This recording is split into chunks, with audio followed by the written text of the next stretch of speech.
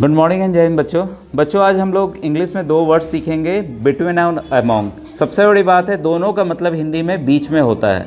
तो प्रैक्टिकली देखिए हम लोग समझने जा रहे हैं कि बीच में देखिए हम लोग हिंदी में इस्तेमाल करते हैं। जैसे मैं बोलूं कि इसी बीच में है, रिया और महिमा के बीच में है कि नहीं?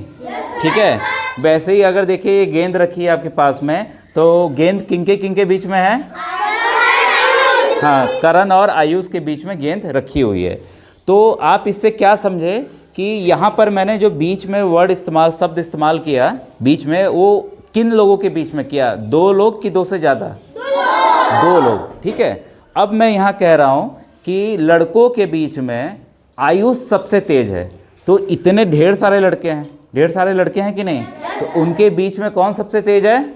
आयुष। अब मैं बोलूँ कि लड़कों के बीच में सबसे ज़्यादा लंबा कौन है भाई? सबसे आयुष पाल है। अगर मैं बोलूं अभी लड़कों के बीच में सबसे छोटा कौन है, तो सबसे छोटा प्रियांशु। ठीक है, प्रियांशु खड़े हो जा भाई। हाँ ठीक है, वेरी गुड। प्रियांशु सबसे छोटे हाइट में। ठीक है, तो ये हमने कंपेयर किया। तो अभी जो बाद वाला हमने कंपैरिजन किया लड़कों के बीच में, वो कितने लड़कों के बीच में? दो या दो से ज़्यादा थे? दो से ज़्यादा थे।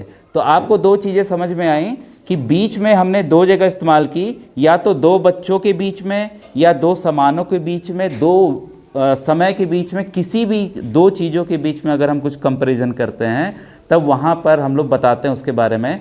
तब वहाँ हम किसका इस्तेमाल करेंगे? बिटवीन का। किसका करेंगे? बिटवीन का।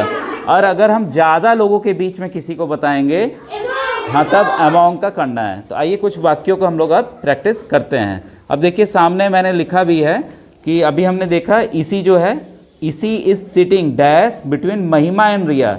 यहाँ पर क्या आया? एंड आ गया। तो महिमा और रिया के बीच में, तो यहाँ बिटवीन होगा कि अमॉन्ग होगा? बिटवीन होगा। ठीक है, तो आप यहाँ पे क्या भरेंगे? बिटवीन। और दूसरे में है Ayush is intelligent dash boys. यहाँ क्या होगा? अमॉन्ग। क्यों? आयुष जो है लड़कों के बीच में तेज है।